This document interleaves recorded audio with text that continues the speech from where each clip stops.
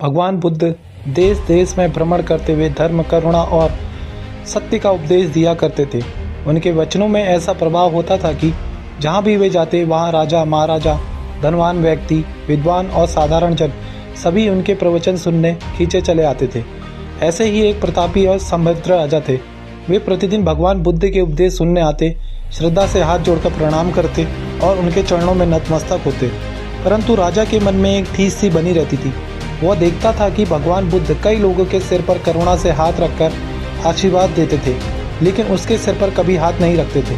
धीरे धीरे राजा के मन में विचार जन्म लेने लगे, मैं इतना बड़ा राजा, मैं प्रतिदिन उनके उपदेश सुनता हूँ, राज्य से उनकी सेवा करता हूँ, फिर भी मुझे आशीर्वाद क्यों नहीं। यह विचार कब अपेक्षा बना और अपेक्षा कब अहंकार में बदल गई, राजा को स्वयं पता नहीं चला।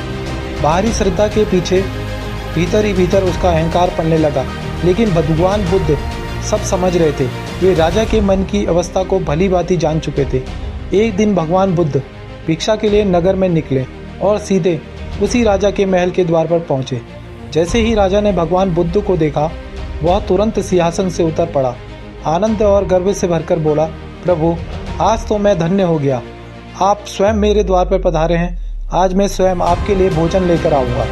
राजा ने आज विशेष रूप से स्वादिष्ट खीर बनवाई।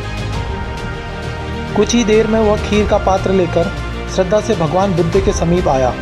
भगवान बुद्ध ने शांत स्वर में कहा, राजन, मैं केवल अपने ही पात्र में भोजन ग्रहण करता हूँ। राजा ने तुरंत कहा, जैसा आप कहें प्रभु, मैं आपके पात्र में ही खीर डाल देता हूँ। जैसे ही राजा खीर डालने के लिए झुका, वह अचानक रुक गया। उसकी दृष्टि भगवान बुद्ध के पात्र पर पड़ी।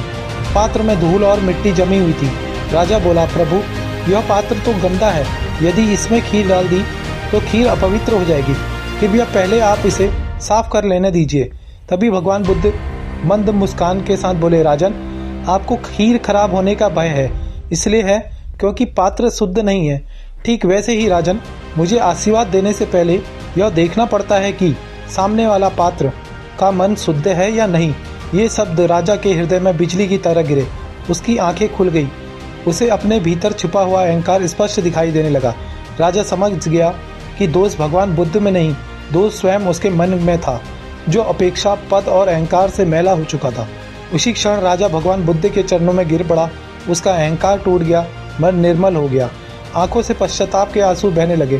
तभी भगवान बुद्ध ने करुणा से उसके सिर पर हाथ स्पर्श किया और उसे आशीर्वाद प्रदान किया। यदि यह कथा आपको अच्छी लगी हो तो चैनल को सब्सक्राइब करें, वीडियो को लाइक और शेयर करें। धन्यवाद।